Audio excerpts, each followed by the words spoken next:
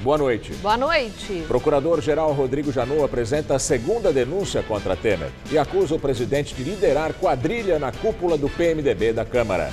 O esquema teria funcionado na Petrobras, Furnas e Caixa Econômica Federal. E o total de propina chegaria a quase 600 milhões de reais. Joesley Batista também está no processo por obstrução da justiça. O dono da JBS Friboi perdeu o acordo de delação premiada e a imunidade penal. Mais um ministro de Temer investigado. Agora é Blário Maggi, da Agricultura. A Ordem Suprema aponta veementes indícios da prática de crimes. A Justiça nega pedido de Gedel para trocar a Papuda por prisão domiciliar. O ex-articulador de Temer ainda não explicou os 51 milhões de reais. Preso o reitor da Universidade Federal de Santa Catarina. A Polícia Federal apura desvio de recursos públicos para educação à distância. O Jornal da Gazeta está no ar.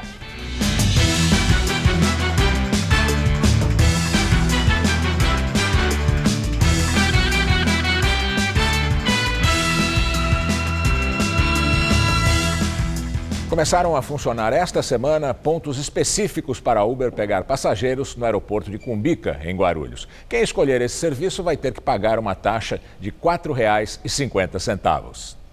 No aeroporto de Guarulhos, as chegadas e partidas são constantes. Por um preço mais acessível, muitas pessoas procuram os aplicativos de transporte para chegar e ir embora. O difícil para quem desembarcava era encontrar o carro. Só tem que ficar ligando, falando o carro, tô aqui.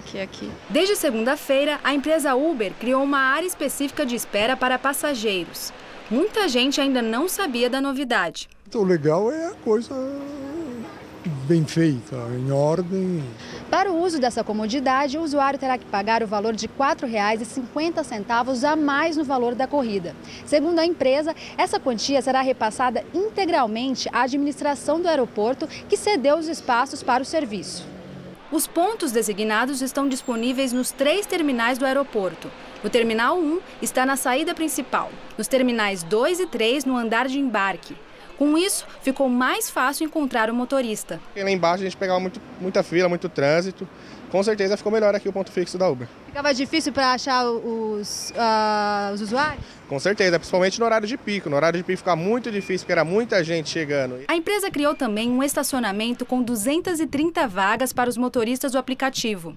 Para ter acesso a elas, vão ter que entrar em uma fila de espera. Seu Adão chegou aqui às 3 da madrugada e até às 8 da manhã não tinha conseguido pegar nenhum passageiro. Ficou melhor agora esperar no estacionamento? Com certeza, porque é mais segurança para o motorista e a gente tem um lugar para pegar e ter um banheiro, ter um café, um lugar para sentar. Antes, muitos motoristas ficavam esperando nos bolsões próximos à Cumbica e estavam sujeitos à multa. O estacionamento do Hospital Geral de Guarulhos era um dos lugares escolhidos por eles. Em reportagem feita em fevereiro deste ano, nós mostramos que muitos ficavam limpando o carro e batendo papo na lanchonete. Agora o movimento diminuiu. O serviço de aplicativos é uma alternativa enquanto não fica pronta a opção de transporte público. A linha 13 Jade da CPTM, que vai ligar o aeroporto de Guarulhos a São Paulo, continua em obras e, segundo o governo do estado, deve ficar pronta em 2018. Há ainda a possibilidade de pegar o ônibus intermunicipal que custa R$ 5,95 e liga o aeroporto ao metrô Tatuapé, na Zona Leste. O problema é levar as malas. Outras saídas são os ônibus das empresas aéreas e particulares. Nesse último caso, o custo é de quase R$ 50. Polícia Federal deflagra a Operação Molebolge, derivada da Ararate, em Mato Grosso, que investiga suposto esquema de corrupção no estado. Entre os envolvidos, o atual prefeito de Cuiabá, Emanuel Pinheiro, do PMDB, e o ministro da Agricultura, Blário Maggi, do PP. Os agentes vasculharam mais de 60 locais ligados ao ministro em 9 cidades de Mato Grosso, também São Paulo e a casa dele em Brasília. Recolheram documentos e computadores. Blário Maggi, do PP, é suspeito de integrar uma organização criminosa e de obstruir a justiça. O ministro de Temer foi delatado pelo ex-governador de Mato Grosso, Silval Barbosa, do PMDB. Ele o acusa de ter instituído um esquema de pagamento de propina a políticos em troca de apoio, quando ele era governador de 2003 a 2010 e Silval vice.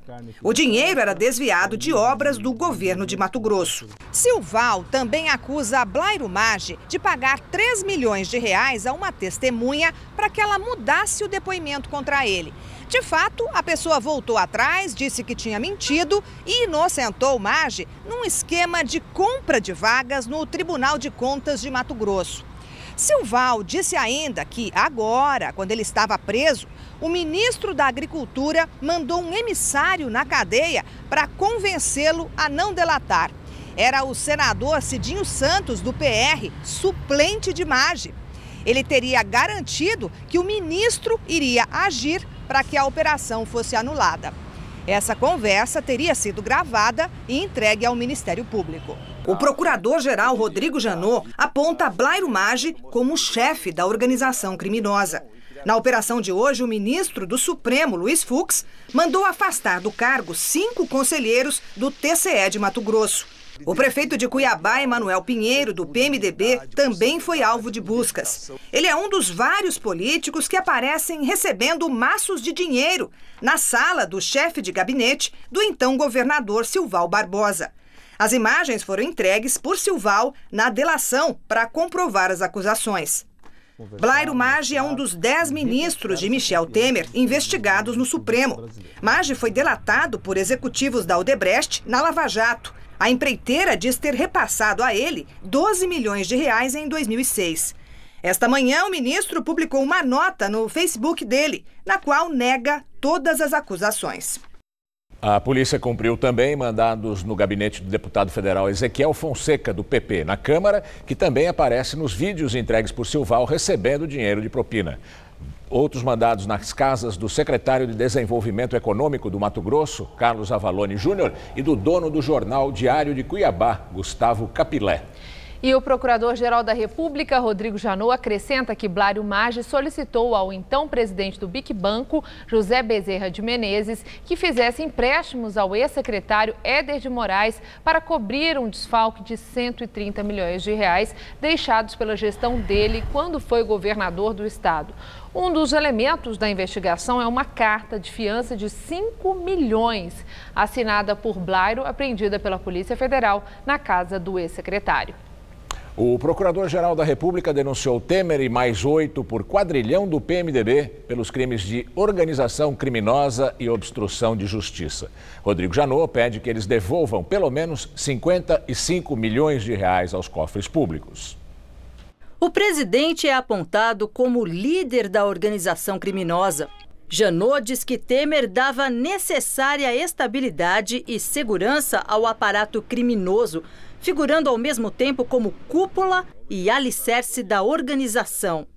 Segundo Rodrigo Janot, além de Temer, o ex-presidente da Câmara, Eduardo Cunha, os ministros da Casa Civil, Eliseu Padilha, da Secretaria-Geral da Presidência, Moreira Franco, e os ex-ministros Henrique Alves, Gedel Vieira Lima, o ex-assessor de Temer, Rodrigo Rocha Loures, todos integrantes do PMDB, formaram um núcleo político para cometer crimes na Petrobras, Furnas, Caixa Econômica Federal, Ministério da Integração Nacional, da Agricultura, Secretaria de Aviação Civil e Câmara dos Deputados.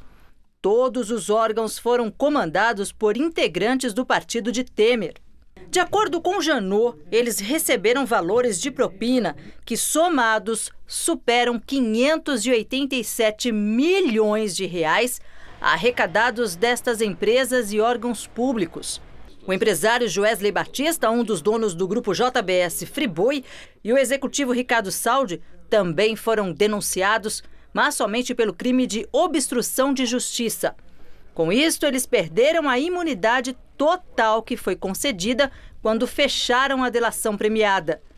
Janot entendeu que eles omitiram informações relevantes. No crime de obstrução de justiça, o Procurador-Geral da República cita a gravação entre Joesley e Temer no porão do Palácio do Jaburu. Segundo Janot, Temer estimulou Joesley a fazer pagamentos regulares a Eduardo Cunha e ao doleiro Lúcio Funaro para que eles não fechassem acordo de delação. Esta é a segunda denúncia contra Temer apresentada por Rodrigo Janot. A primeira, pelo crime de corrupção passiva, foi barrada na Câmara em julho. Esta nova acusação vem após a Procuradoria-Geral da República abrir o processo de revisão da delação premiada de executivos da JBS.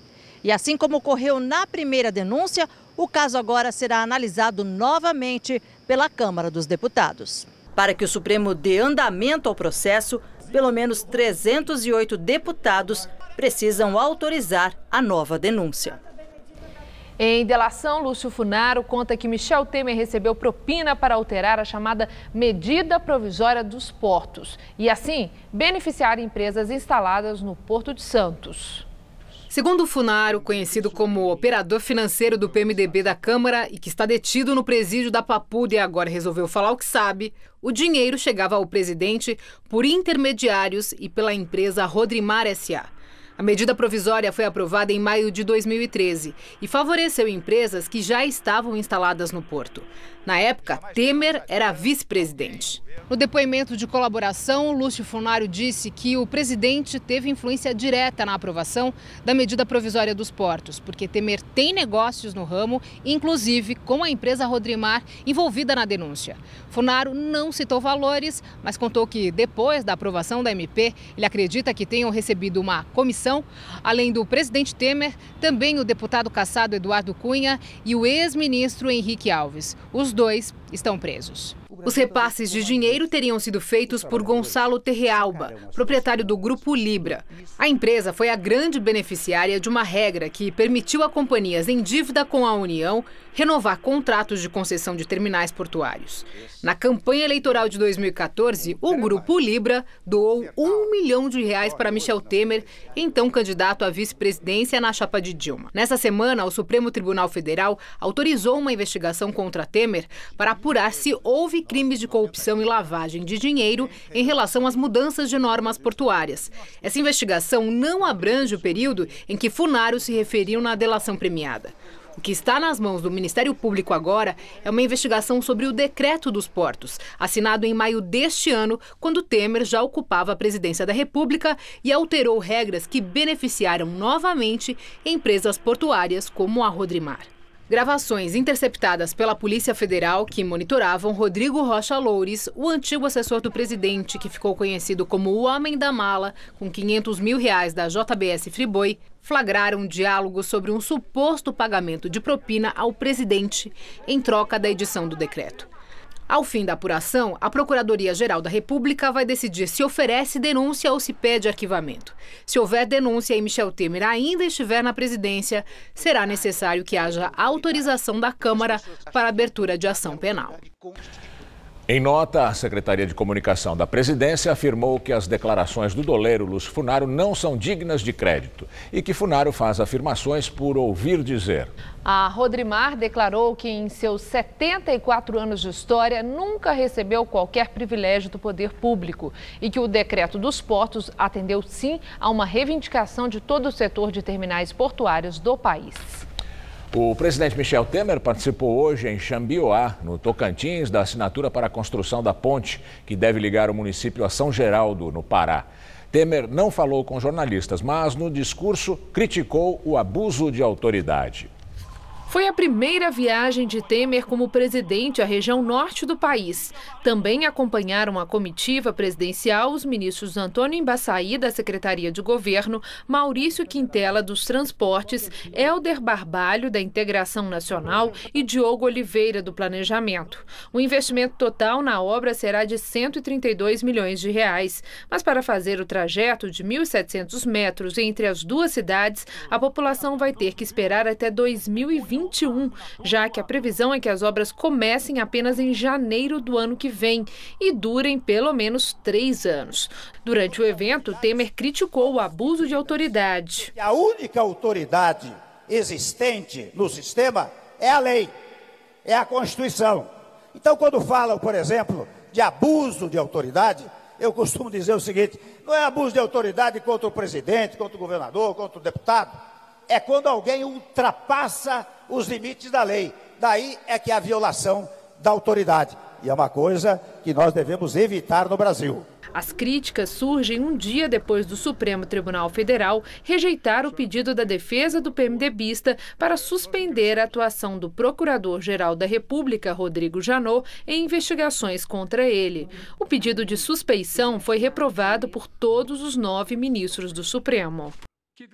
E agora o comentário de Josias de Souza, direto de Brasília. Ele fala da nova denúncia contra o presidente Temer.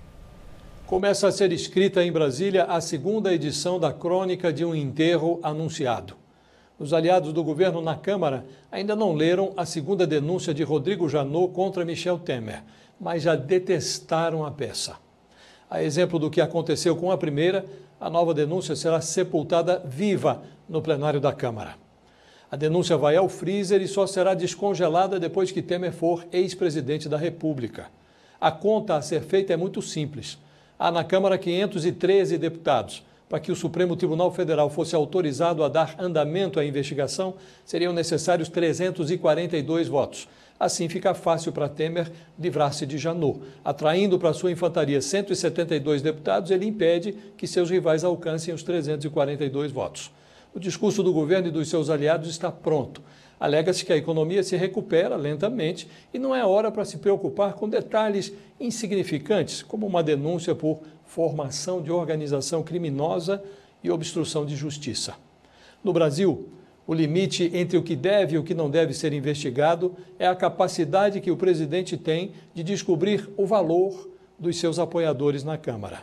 No momento, os deputados estão em liquidação e a compra será financiada pelo déficit público. Boa noite. E em depoimento, a Polícia Federal, Joesley Batista e Ricardo Saldi ficam calados.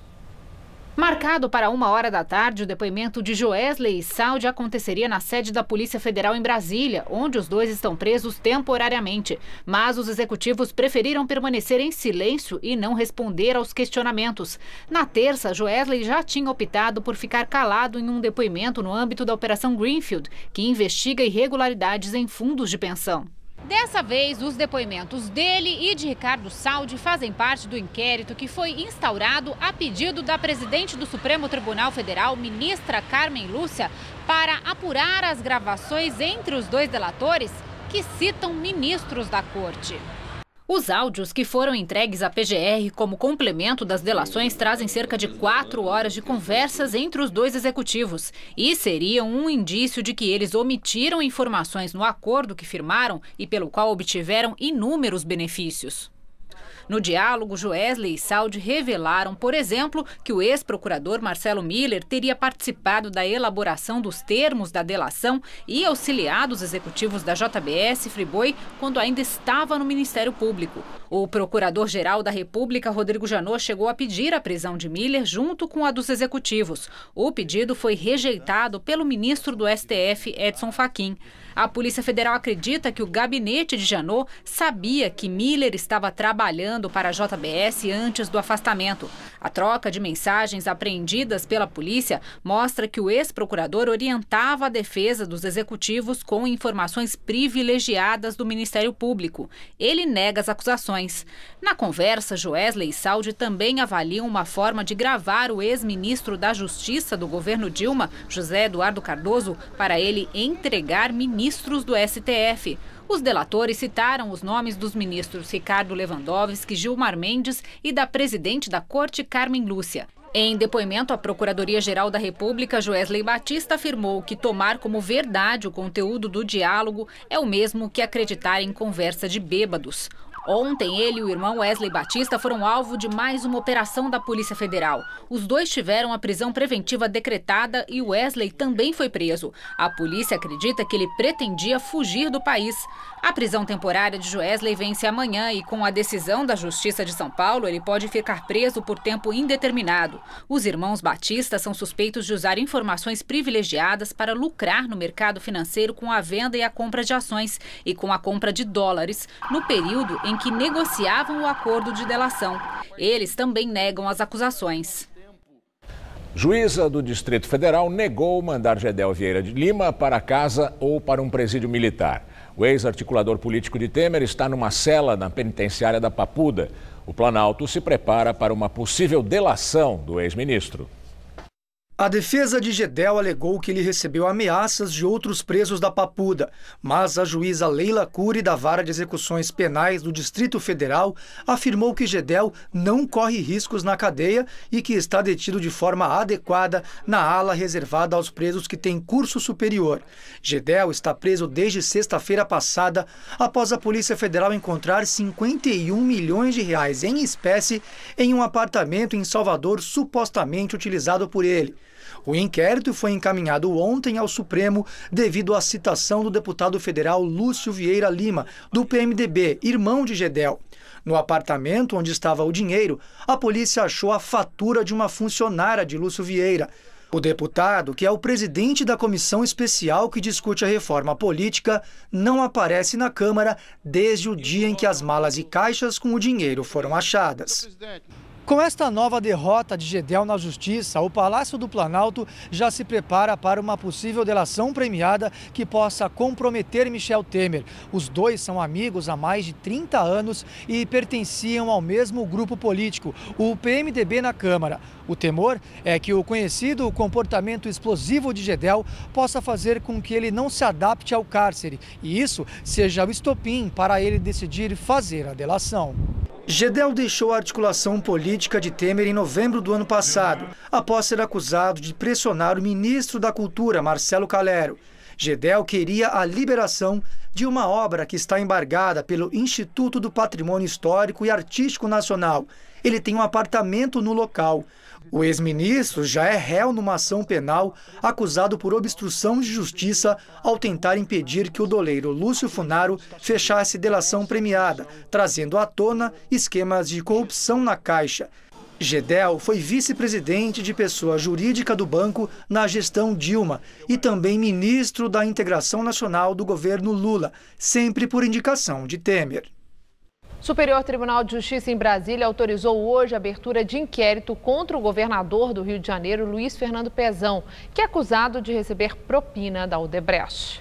O Ministério Público Federal sustenta que Pezão teria recebido dinheiro indevido para usar na campanha eleitoral dele em 2014, o que configura crime de corrupção passiva. No despacho de hoje, o ministro Luiz Felipe Salomão argumenta que há indícios suficientes que sustentem o inquérito contra o governador fluminense na corte. A Polícia Federal deflagrou hoje a Operação Ouvidos Moucos, que prendeu o reitor da Universidade Federal de Santa Catarina, acusado de desviar recursos da entidade. A Operação Ouvidos Moucos teve apoio da Controladoria Geral da União e do Tribunal de Contas. O objetivo era desarticular uma quadrilha que desviou cerca de 80 milhões de reais de cursos de educação à distância da Universidade Federal de Santa Catarina. O reitor Luiz Carlos Cancellier de Olivo, preso hoje de manhã, é acusado de se juntar a empresários e a outros funcionários para desviar dinheiro do programa Universidade Aberta do Brasil. Cerca de 100 policiais federais cumpriram mandados judiciais de busca e apreensão, além de 7 mandados de prisão temporária contra participantes do esquema. 5 pessoas foram conduzidas coercitivamente para prestar esclarecimentos na sede da polícia em Florianópolis. O Ministério Público de São Paulo cumpriu hoje 22 mandados de prisão temporária contra pessoas acusadas de integrar uma quadrilha que desviava recursos para a compra de armários de arquivos em órgãos públicos em ao menos 3 estados: São Paulo, Minas Gerais e Rio Grande do Sul. A operação denominada Arquivos Deslizantes teve início em 2015 e foi desencadeada pelo Grupo de Atuação Especial de Combate ao Crime Organizado, o GAECO, em Piracicaba, interior paulista. Os fatos apontam que o esquema funcionava desde 2009. Em Catanduva, também no interior, pelo menos um vereador e o presidente da Associação Comercial foram presos por envolvimento nas fraudes. Agora à noite, a cúpula do PMDB divulgou uma nota de repúdio contra a denúncia apresentada por Rodrigo Janot. O partido afirma que se trata de mais um ato irresponsável por parte do Procurador-Geral da República. A defesa do presidente Michel Temer protocolou o pedido para que o Supremo Tribunal Federal suspenda o andamento da denúncia apresentada hoje contra ele pelo Procurador-Geral Rodrigo Janot. Os advogados de Temer querem que a Corte segure a denúncia contra o presidente e não arremeta à Câmara dos Deputados até o fim das investigações sobre se houve irregularidades ou não na delação de executivos do frigorífico JBS. O calor continua firme em todo o estado de São Paulo. Aqui na capital hoje nós começamos o dia com 16 graus e fomos aos 33 à tarde. E não para por aí esse calorzão, viu? Tudo indica que amanhã vai ser um dia muito quente. Vamos aos detalhes da previsão com Mariana Armentano.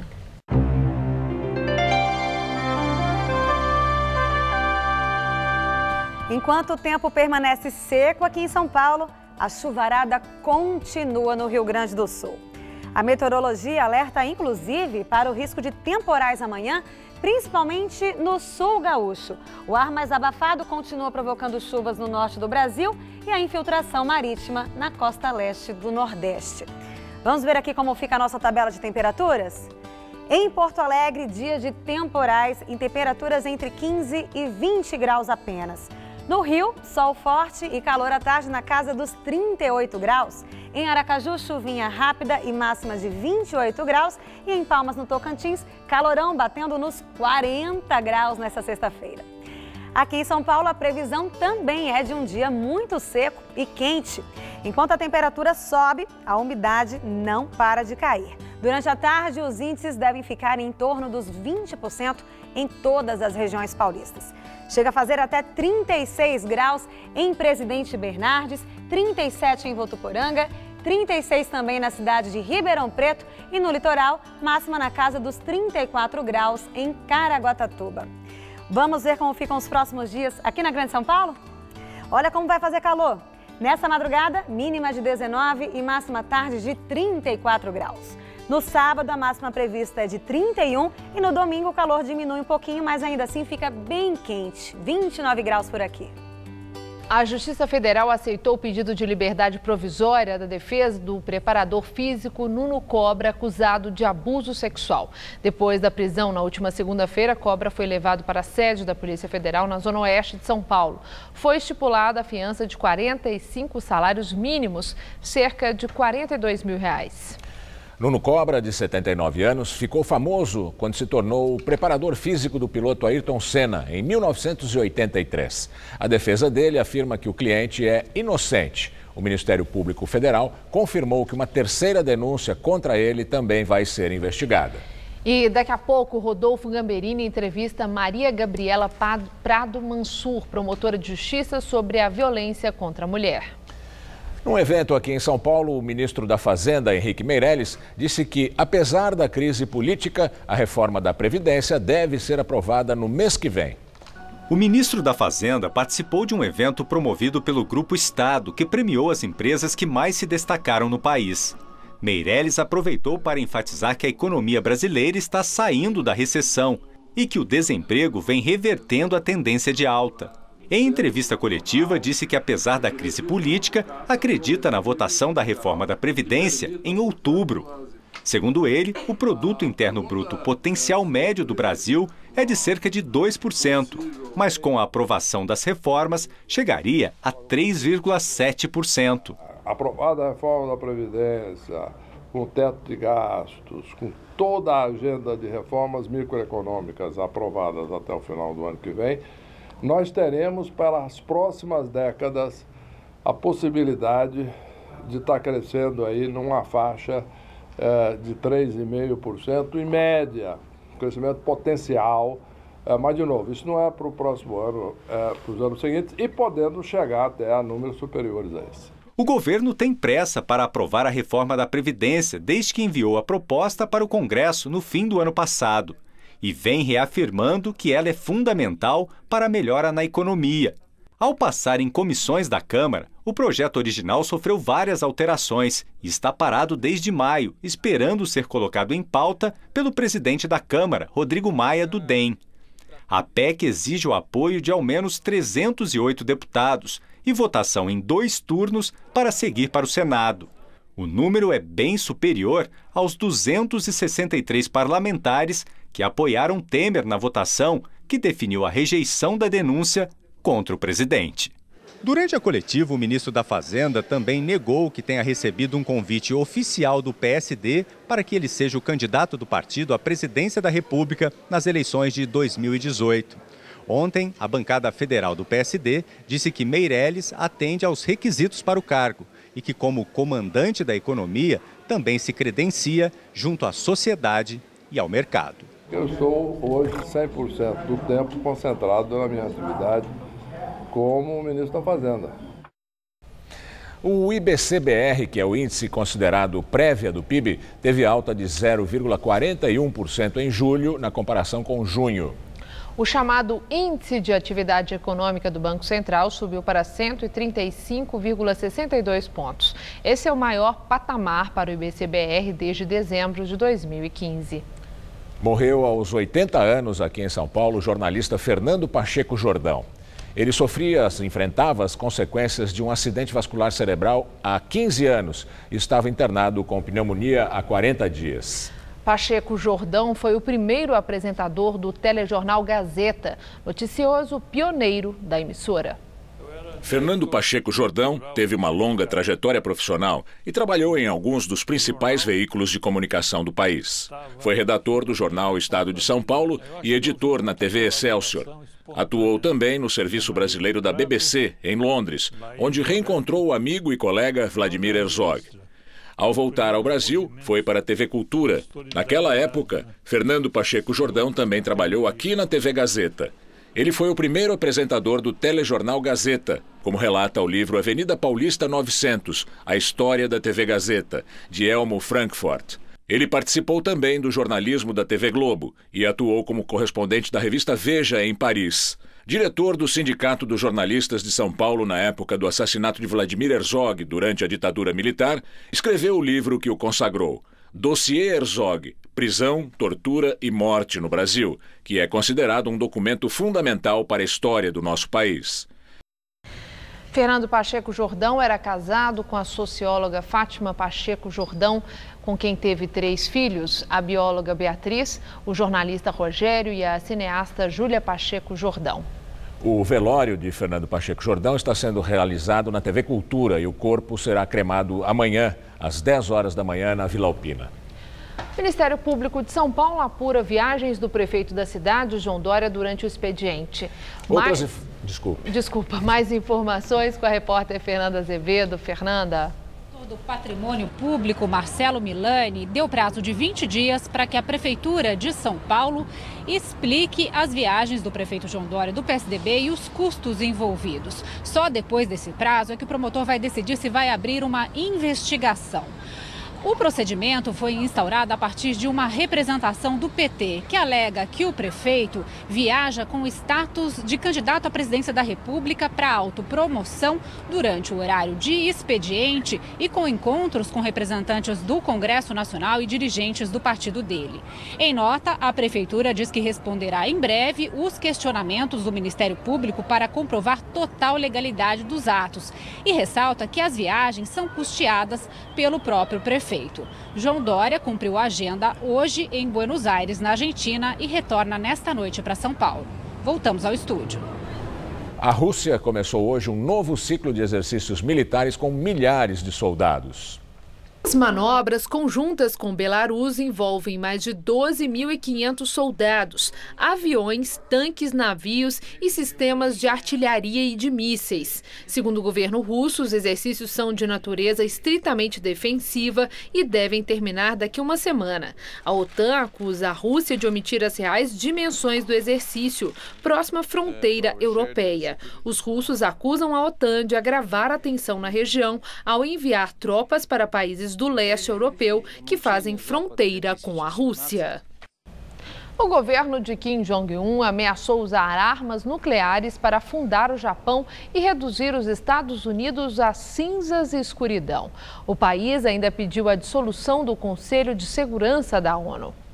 Segundo os norte-coreanos, o Conselho da ONU é uma ferramenta do mal, usada pelos Estados Unidos e seus subordinados. Apesar das novas ameaças, o presidente sul-coreano afirmou que é contra o desenvolvimento de armas nucleares em seu país, alegando que ações assim podem levar a uma corrida armamentista na Ásia.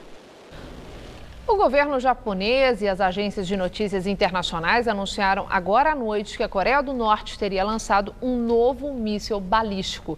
Segundo as informações divulgadas até agora, o míssil teria sobrevoado o território japonês.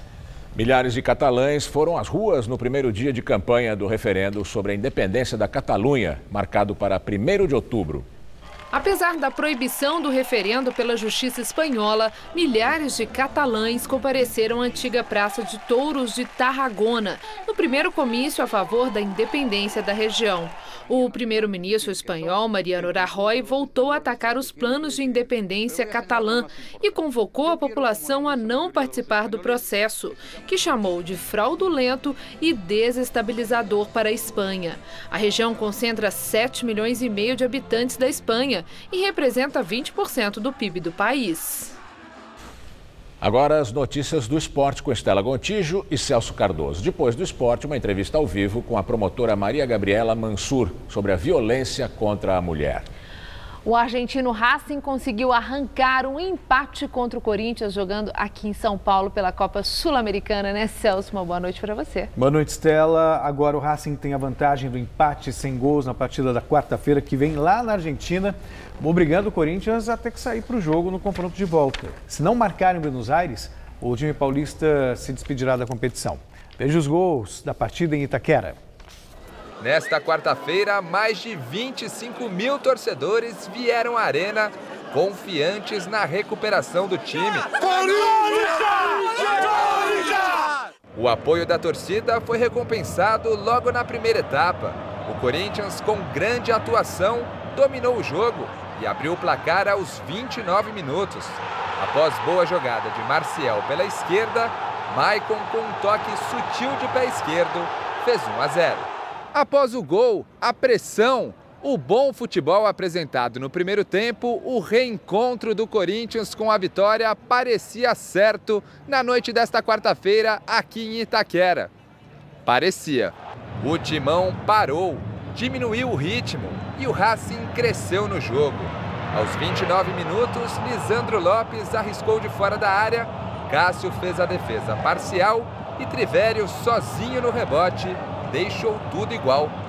1-1, placar final. Fiquei sem Marquinhos Gabriel e principalmente Pedrinho, que são inscritos, né? Os dois. O Cleison nem falo porque não está inscrito. Eu saio de um jogo assim, eu sei realmente de tudo o que aconteceu, né? Se a gente melhorar o passe simples, o passe no pé, o adversário não cresce e a gente fica com a bola e consegue controlar o jogo mais, consegue controlar melhor o jogo. Celso, o Corinthians já começou a treinar agora para um outro jogo, né? Contra o Vasco. E pode ter desfalque, né, o Gabriel? Pois é, e tanto que existe a possibilidade do Camacho entrar no time ou o Felipe Bastos. Mas o que se questiona mesmo no Corinthians é se isso é um período turbulento ou se é o início de uma má fase. Eu, sinceramente, não consigo enxergar uma má fase. 7 pontos de diferença. Com 7 pontos de diferença, né? Apenas 3 jogos sem vitória. Claro que o rendimento, se comparado com o primeiro turno do Campeonato Brasileiro, está aquém. Mas ainda assim é um Corinthians com números fantásticos, 71% de aproveitamento no Campeonato Brasileiro. E ontem até que apresentou um bom futebol no primeiro tempo. No segundo realmente não foi bem, mas acontece com a maioria dos times. Bom, falando ainda sobre o Corinthians, Celso, você acha que agora para voltar a jogar bem, você acha que precisa ali? É uma questão de circunstância e também de confiança, né? O Corinthians talvez tenha perdido um pouquinho a confiança, mas nada que não se ajuste com o tempo. Então vamos falar de Libertadores, outro empate também por 1-1, né, Celso? O Santos saiu na frente do Barcelona de Guayaquil, no Equador, mas acabou cedendo a igualdade. Resultado é bom para o time paulista que decide a vaga na Vila Belmiro. No Equador, Lucas Lima cobrou falta na direção de David Braz. Ricardo Oliveira pegou a sobra, errou o chute e a bola voltou para o zagueiro do Santos, que serviu Bruno Henrique. Gol do Santos diante do Barcelona de Guayaquil, com menos de 1 minuto do segundo tempo. O empate do time da casa também veio na bola parada. Jonathan Alves apareceu na primeira trave para desviar de cabeça a cobrança de escanteio. E ficou nisso 1-1 e fim de papo. Ontem também pela Libertadores tivemos o Botafogo e Grêmio empatando em 0-0, pela Sul-Americana o Flamengo empatando com a Chapecoense em 0-0 e hoje o Fluminense está vencendo a LDU por 1-0. Agora o Fluminense está vencendo. É isso aí. Celso, muito obrigada. Por enquanto. Boa noite. Até Boa amanhã. noite. É com você, Gaberini. O livro Gente de Itaipu, de autoria de Carlos Francisco Bandeira Lins, está sendo lançado hoje em João Pessoa, na Paraíba. Bandeira Lins é pesquisador, escritor e presidente do Conselho Curador da Fundação Casper Líbero. O lançamento faz parte da programação dos 76 anos da Academia Paraibana de Letras. A obra, em 2 volumes, é resultado da pesquisa feita por Bandeira Lins durante 25 anos sobre os ancestrais da família materna do escritor paraibano José Lins do Rego, um dos maiores nomes da literatura nacional. São mais de 1000 páginas que tem José Lins Cavalcante de Albuquerque, trisavô de José Lins do Rego, como figura central. Segundo o autor, a investigação, apesar de exaustiva e demorada, rendeu muitas descobertas surpreendentes. O ex-governador do Rio, Sérgio Cabral, disse em depoimento no Ministério Público Federal, no Rio de Janeiro, desconhecer que o empresário Arthur Soares, conhecido como Rei Arthur, tenha pago propina a um membro do Comitê Olímpico Internacional. Cabral foi ouvido por procuradores brasileiros e franceses no último dia 6, um dia depois da realização da Operação Unfair Play, jogo sujo. A investigação começou na França e acusa Cabral de ter determinado em 2009 que Arthur Soares pagasse $2 milhões ao ex-atleta Papa Diack, filho do então membro do COI, Lamine Diack, para garantir o voto dele a favor do Rio. Daqui a pouco, Rodolfo Gamberini entrevista a promotora Maria Gabriela Prado Mansur sobre a violência contra a mulher. Até já. Quantas vezes você enxergou uma oportunidade para sua empresa, mas achou que era um passo maior do que poderia dar? As coisas só andam quando você se movimenta. Capital de giro, fluxo de caixa, a gente te ajuda. O importante é você dar o próximo passo. Afinal de contas, seu negócio tem muitos caminhos para dar certo e um só banco. Bradesco Empresas e Negócios. Para frente com o seu negócio. A maior causa de acidentes na nossa cidade é a imprudência. Por ano, ela faz quase 20 mil vítimas e tira mais de 800 vidas. São mais de 2 mortes por dia. E você sabia que 93% dessas mortes são causadas por homens? Multas, radares e orientações diminuem o problema, mas a solução é você mudar de atitude. Seja prudente e dirija com mais respeito à vida. Imprudência zero. Prefeitura de São Paulo.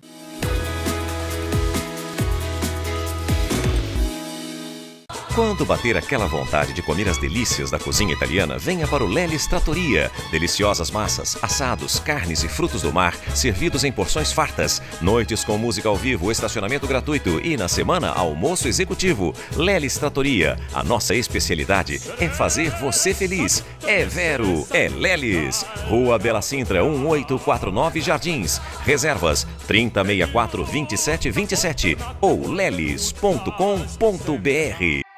Tá a fim de escrever a sua própria história? Que tal dirigir a sua própria vida? Então corre pra cá, que a sua hora chegou.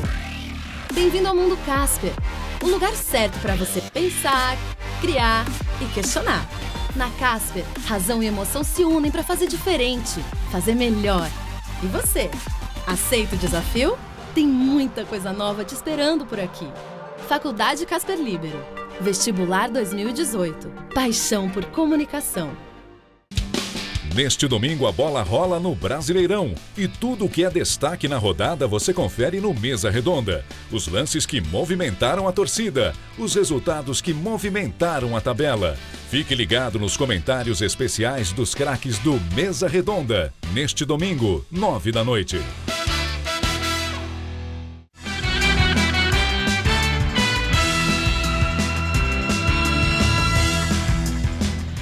O abuso sexual de mulheres no transporte público é incentivado na internet. Em alguns grupos, participantes publicam vídeos e comentários numa clara demonstração de impunidade.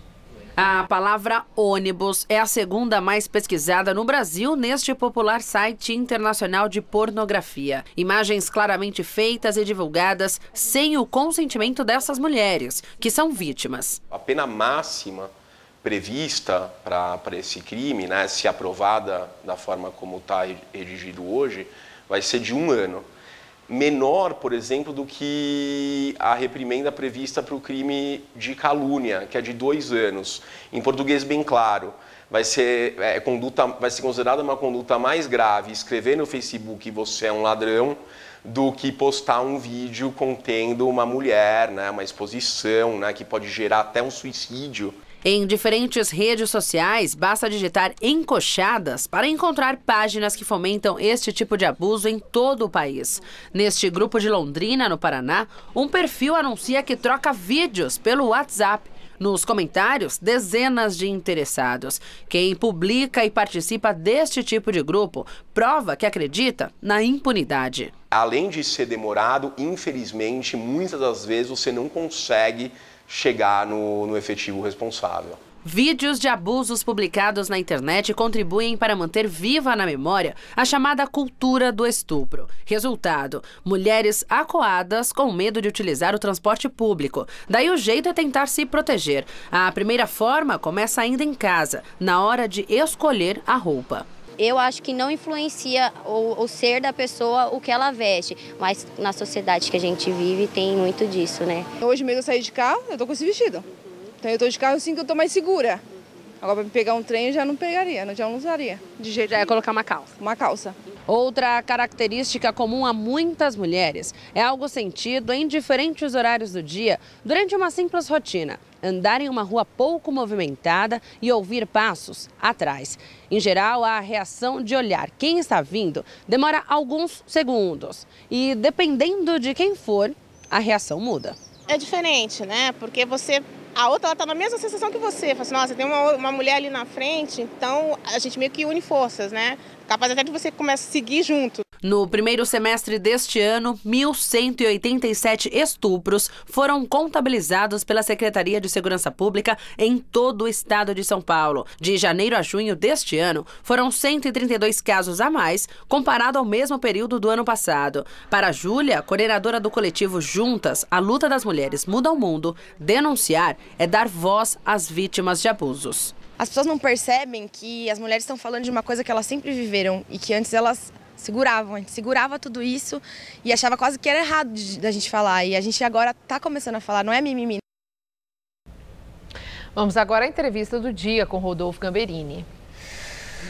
Está aqui no estúdio com a gente a Maria Gabriela Prado Mansur, que é promotora de justiça, defensora das causas de violência contra a mulher. Muito obrigado por estar aqui com a gente no Jornal da Gazeta. Eu que agradeço. Uma coisa que chama atenção pelo absurdo nessa reportagem que nós acabamos de ver é o fato de a mulher ter que se proteger para andar no transporte público. Uma mulher que tem que mudar de roupa para andar de trem. Isso no século XXI.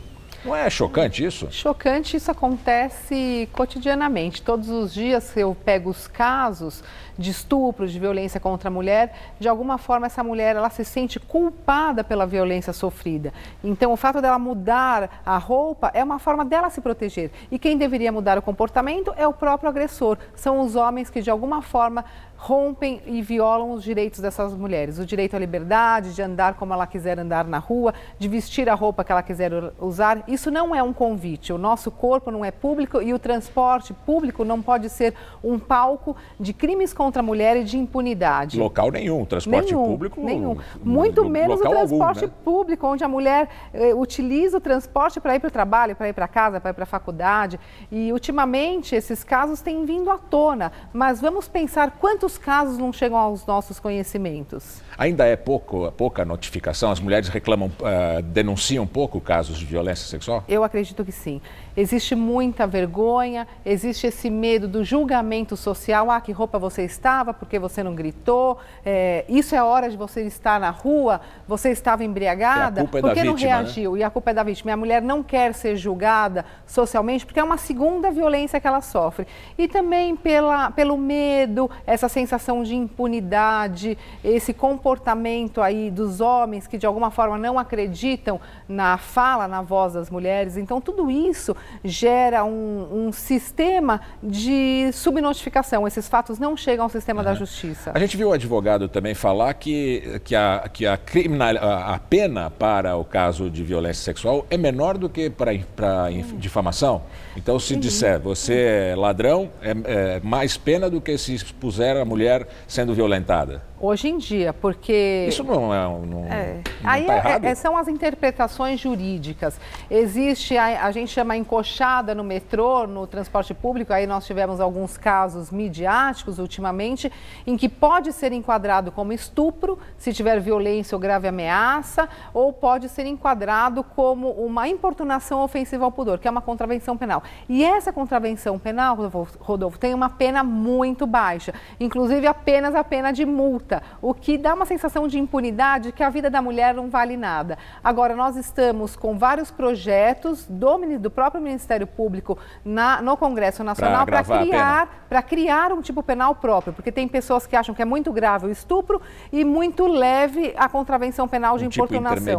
Um tipo intermediário para que essas condutas tenham um tipo próprio para isso. Encoxar no metrô, no ônibus ou qualquer tipo de molestação sexual no transporte público é um crime próprio, com uma pena mais alta que de 2 a 4 anos ou de 4 a 6 anos, penas de reclusão, em que há sim a ingerência do Estado para garantir essa prevenção da violência contra a mulher. Porque a sensação de impunidade, ela é, para mim, uma motivação para a prática desses crimes. E uma loucura que tem a divulgação na internet, né? A senhora tocou na questão de casos midiáticos. Acho que a senhora estava querendo citar o caso do Nuno Cobra, que foi libertado hoje, nós demos essa notícia agora há pouco. Para nós, chocou muito o fato do Nuno Cobra ter sido denunciado como abusador sexual, porque a gente faz ideia de que o abusador sexual é um homem rude, um homem que não conhece o mundo em que vive, e parece que isso não é verdade, né? Todos os crimes de violência doméstica, eles podem ser cometidos por qualquer pessoa. Não é, aliás, o crime de violência sexual, Rodolfo, ele não é aquele crime que ocorre com a maior incidência na rua, naquele local escuro em que a vítima está andando rapidamente. Não, ele ocorre às vezes com pessoas conhecidas, do convívio familiar, do convívio social dessa pessoa. Então, qualquer pessoa pode ser um agressor de mulheres, inclusive dos crimes sexuais. E às vezes vem de pessoas que a gente menos espera. Um educador físico em que a gente tem como paradigma a disciplina, a qualidade de vida, a seriedade. E eu falo da qualidade de vida porque os transtornos causados de um abuso sexual numa mulher é muito grave. Ela fica com depressão, com síndrome do pânico, envergonhada, com baixa autoestima e muitas vezes ela demora ou quase não recupera a sua existência, a sua dignidade por conta de um abuso sexual. É muito grave. E nesse caso em que o agressor convive no ambiente da mulher, no trabalho ou na própria casa da mulher, a notificação então deve ser muito mais baixa. Sim, existe uma pressão familiar, existe também o que nós chamamos do código do silêncio, em que vai expor aquele parente, aquela pessoa que muitas vezes é hierarquicamente superior, não só no convívio familiar, mas também no convívio empregatício, no convívio social. Então existe esse preconceito, esse tabu, esse medo, essa vergonha de todas as pessoas que cercam aquela vítima, que estão em contato com aquela vítima, que muitas vezes não acreditam na fala dela ou acham que aquilo lá irá macular a família, a amizade, ou o ambiente social ou o emprego em si. Além de uma legislação mais rígida para punir esses casos, o que poderia ser feito para diminuir a incidência desses abusos de mulheres? Aí eu vou fazer uma propaganda pessoal de um projeto que eu desenvolvo, que é trabalhar com o homem, com o autor da violência. É tentar desconstruir comportamentos machistas, transformar essa cultura machista que tanto pratica crimes contra a mulher. É esse tipo de pensamento que nós temos que mudar. Não é a mulher que é culpada, mas sim o homem que tem que mudar o comportamento dele. Então eu trabalho com o agressor, eu acredito que sim. Trabalhar com o agressor, inseri-los em programas de reflexão, de reeducação, de ressocialização e responsabilização. Eles têm que saber que aquilo que eles fazem é crime, traz transtornos grandiosos para as mulheres, eles sofrem uma punição por isso e eles não podem voltar a cometer esses crimes. Hoje em dia, praticamente 65% dos homens são reincidentes nos crimes de violência contra a mulher, seja sexual, seja violência moral, seja violência física, seja violência patrimonial. 65% são reincidentes. E com esses projetos, nós conseguimos diminuir essa reincidência para 2%. Agora, como é que funciona esse projeto? Que tipo de profissional refaz a mente desse homem agressor? Eu acredito que é um projeto conjunto com o Poder Judiciário, o Ministério Público e técnicos em assistência social, psicologia e pessoas especialistas em determinados temas. Por exemplo, vem um especialista falar sobre direitos da mulher, um outro especialista falar sobre sexualidade, sobre masculinidade, o papel atual do homem na sociedade moderna, o papel atual da mulher, que muitos homens não conseguem admitir, muitas vezes, essa conquista da liberdade da mulher, dos direitos das mulheres. Então, esses especialistas jogam o tema e eles entram em debates e reflexões com grupos reflexivos menores, conduzidos por psicólogos e assistentes sociais e coordenados aí por alguém do sistema de justiça, um juiz, uma juíza, um promotor e uma promotora. A gente sempre espera que as novas gerações sejam melhores que as anteriores. Isso se nota no caso de abuso sexual? Existe mais abuso por parte de homens mais velhos ou os jovens reproduzem essa matriz de violência? Infelizmente os jovens reproduzem. Mas o que eu vejo hoje em dia é que muitos homens mais jovens estão engajados nessa luta pelo fim da violência contra a mulher. E isso é salutar e isso é digno da sociedade brasileira e digno dos direitos das mulheres. Os mais jovens, ainda mais pelo movimento agora da ONU Mulheres, do He for She, eles por elas, estão aderindo e estão unindo forças com as mulheres para a diminuição da violência contra a mulher. Então isso eu percebo, mas se eu for falar para você que a idade, a longo prazo, e que a idade dos mais jovens não cometem violência sexual, cometem inclusive nas faculdades, nas universidades, nas escolas, onde eu já fiz parte de coletivos feministas. Tá bem, muito obrigado pela aula que a senhora nos deu aqui. É um prazer, como sempre. Obrigada. O Jornal da Gazeta termina aqui. A edição de hoje pode ser vista no site do Jornal da Gazeta. Mais notícias em nossa edição das 10. Uma boa noite para você. Boa noite e até amanhã.